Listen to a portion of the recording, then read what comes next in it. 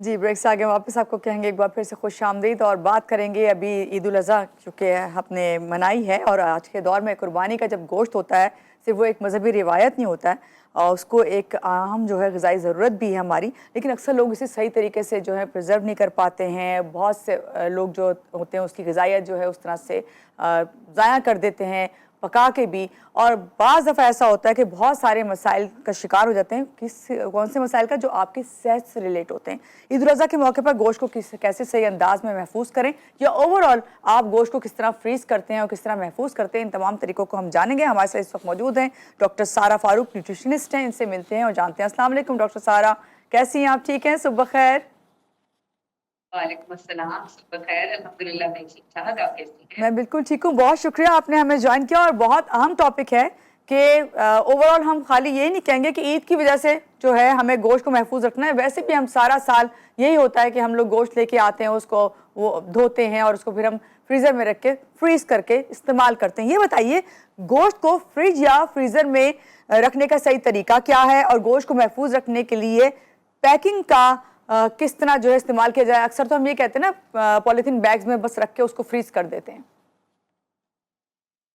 जी, बिल्कुल बहुत अहम सवाल है और आपने सही कहा कि सिर्फ कुर्बानी से रिलेटेड ही नहीं है। हम तो पूरा साल ही ज़ाहिर है गोश्त इस्तेमाल कर जी। रहे होते हैं। तो देखिए, सबसे पहली बात तो हमें ये गौर करनी होगी कि गोश्त एक हाईली न्यूट्रिशियस फूड है, और जो हाईली न्यूट्रिशियस होता है तो ज़ाहिर है वो माइक्रोब्स के लिए भी उतना ही न्यूट्रिशियस होता है। वो उसपे इज़िली हमला कर सकते हैं, उसको खराब कर सकते हैं। तो हमने ये करना है, स्पेशली कुर्बानी के गोश्त के हवाले से मैं कहूँ कि गैर ज़रूरी आप उसको बहुत ना धोएँ।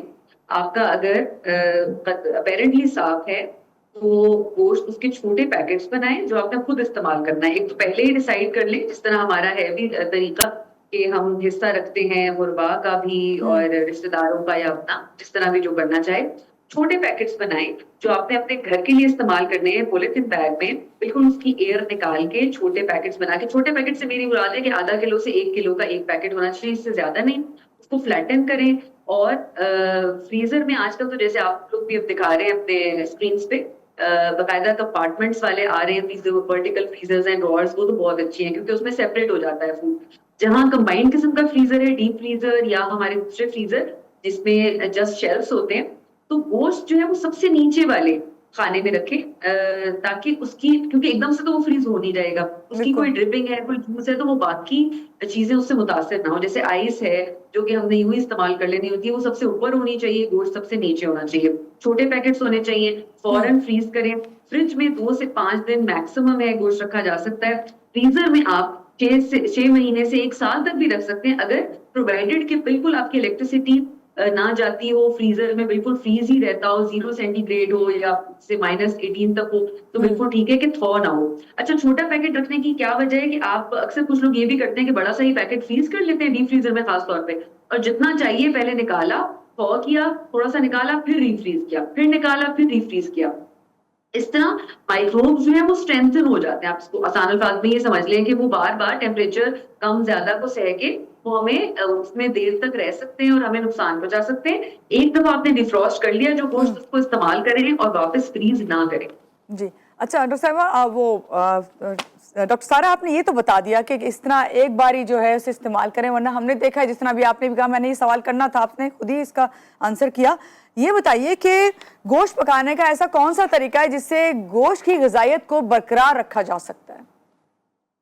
स्टोरेज के हवाले से और पकाने के लिहाज से? पकाने के हवाले से। स्टोरेज तो आपने बता दी। पकाने जी, पकाने के हवाले से देखिए, अगर चिकन या फिश की बात करें तो वो तो बहुत इजीली कुक हो जाता है, उसको तो हम हल्का सा स्टीम ही करें या हमारे जो टेम्परेचर है उसमें ही वो आसानी से पक जाता है। जी। लेकिन जहां तक मटन या बीफ या जो है थोड़े से बड़े जानवर की बात है, उसको टाइम लगता है। ज्यादा अच्छा प्रेशर कुकिंग ही है, और बॉइलिंग मेथड ये है कि आप पहले उसको टेंडर कर लें पानी में प्रेशर कुकर के साथ, जल्दी भी हो जाएगा, क्विक कुकिंग हो जाएगी। उसके बाद आप भुनाई कर लें या जिस तरह आप खाना चाहते हैं, लेकिन प्रेशर कुकिंग ज्यादा बेहतर रहेगी।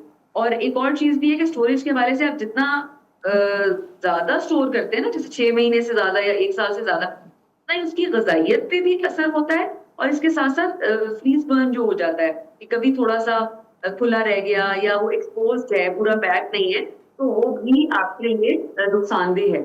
जी। डॉक्टर साहब, अभी आपने कहा ग़िज़ाइयत के हवाले से बात हो रही है, क्या गोश्त को धो के रखना ज़रूरी होता है फ्रीज़र में, या आप ऐसे भी रख सकते हैं?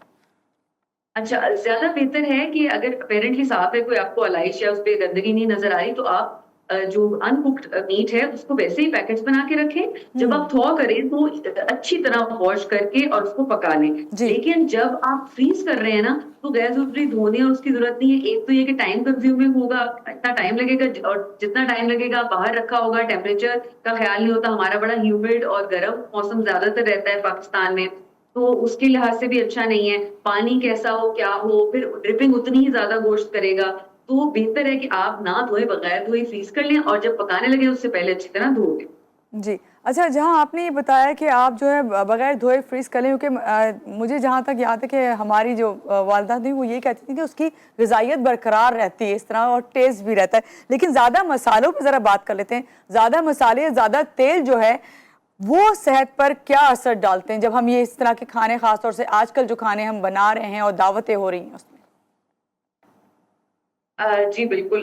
इसमें देखिए कुछ यूँ बात है कि जैसे फैट्स हैं, वो हमारे लिए बहुत ज़रूरी हैं, लेकिन मसला ये आता है कि जब हम ज़रूरत से ज़्यादा इस्तेमाल करते हैं। आम तौर पे एक एडल्ट को 2 से 3 टेबलस्पून सिर्फ़ ऑयल चाहिए। अगर इतना यूज़ करें तो वो ज़रूरी है सेहत के लिए, लेकिन इससे ज़्यादा गैर ज़रूरी है। और जो भी चीज़ आप एक्सेस में इस्तेमाल करेंगे उसका नुकसान है, जो कि नज़र ही आ रहा है कि हमारे मुल्क में हाइपरटेंशन कितनी प्रेवलेंट है। ओबेसिटी की वजह से टाइप 2 डायबिटीज़ भी है, तो ये वाले मसाइल तो हैं। जहाँ तक मसालों की बात होगी या ऑयल की, आपको मैं ये बताऊं कि जैसे पाए हैं या जो आपके बीफ का हड्डियां हैं, ये बड़ी नेचुरल सोर्स ऑफ कोलेजन है, लेकिन हम इतना ऑयल डाल देते हैं जिसकी वजह से प्रॉब्लम होता है। अगर हम वैसे ही उसकी यखनी निकाल लें हड्डियों की और पायों की, तो उसमें बहुत कोलेजन है। वरना हम कोलेजन के कितने महंगे सप्लीमेंट्स ले रहे होते हैं आजकल स्किन एंड जॉइंट्स के लिए, तो प्रूवन है ना कि बहुत अच्छा है, तो आप वो भी इस्तेमाल कर सकते हैं। अगर आपको हीक आती है तो आप उस यखनी से आप पुलाव बना सकते हैं। लेकिन वही बात है कि ऑयल का कम इस्तेमाल करें। और मसालों की जहां तक बात है, जो टॉलरेट कर सकते हैं अपने जायके के मुताबिक कर लें, लेकिन नमक का कम इस्तेमाल करें। वो भी डायरेक्ट लिंक जाता है अमेरिकन हार्ट एसोसिएशन के मुताबिक भी, कम से कम नमक इस्तेमाल करना चाहिए। पहले 1 टीस्पून पूरे दिन में था, अब तो कह दिया कि उसको पौना या आधा चम्मच पे ले जाएं, ताकि दिल की तकालीफ से बचा जा सके। जी। डॉक्टर साहिबा, अभी जहाँ आप जिक्र कर रही थी ना ये कोलेजन का, इसी तरह मैं आपसे जानना चाहूँगी, अक्सर होता है कि हम गोश्त की पहचान, लोग कहते हैं कि ख़राब भी हो तो आपको नहीं पता चल होता ये ख़राब है। जिस तरह हम फ़िश को पहचान लेते हैं कि फ्रेश नहीं है, और चिकन को, लेकिन गोश्त के लिए थोड़ा मुश्किल होता है। तो गोश्त ख़राब होने के बावजूद भी कब आपको लग रहा होता है ये सही है, किस तरह से उसकी पहचान की जाए? अच्छा, अगर कच्चा गोश्त है ना, तो वो तो उसकी स्मेल आ जाती है कि अगर वो खराब है, जो क्योंकि देखिए फ्रीज़र में एक। महफूज किया हुआ होता है हमने। अच्छा, फ्रीजर में जो महफूज है ना, वो वैसे वाकई वो मुश्किल ही है। फॉ करेंगे आप तो ही स्मेल आएगी, वरना फ्रीज हुआ हुआ चीज और आमतौर पे वो खराब होता भी नहीं है अगर आपका प्रॉपरली फ्रोजन है और हम्म। टेम्परेचर मेंटेन है ना। तो हम्म। तकरीबन 1 साल तक भी देखा गया है कि गोश्त खराब नहीं होता।